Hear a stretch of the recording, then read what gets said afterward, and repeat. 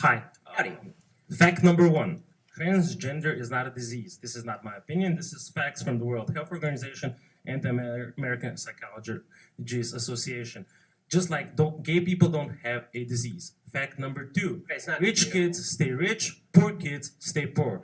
Out of 1,800 billionaires in the world, 12 of them are black. Where you come from, where you grow up, how much your parents earn, whether your parents were married plays a major role in determining. I know. Is there a question mark at the end? Fact number three, I would just like to remind you that hate speech is not free speech. Yes, it is. And my question is, since facts don't care about your feelings, why did you use false facts? Okay, so none of the facts that I used are false. First of all, yes.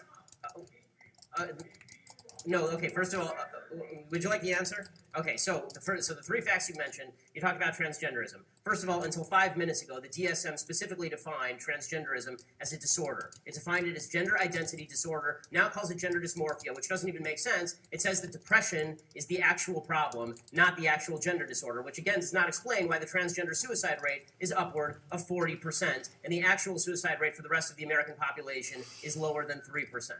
Okay, so that's number one. Number two, you talked about income inequality, and you suggested that all wealth is inherited. This is nonsense. According to the IRS statistics, if you are born into the bottom 20% of wage earners in the United States, you will not be one of the bottom 20% of wage earners in the United States. 90% of people will not be within 15 years. There's tremendous wage mobility in the United States of America. Plus, there is not a group of people who just sit at the very top and stay there. People move up and down, in and out of the 1%.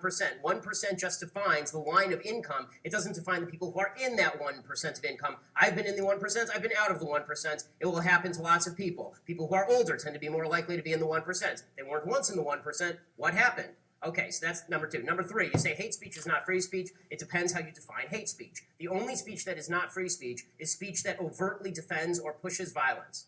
Specifically, speech that is generating violence, right? That's the only type of speech that's not hate speech. If I say things you don't like, that's not hate speech. And if you think that it is hate speech, you're a fascist. End of story.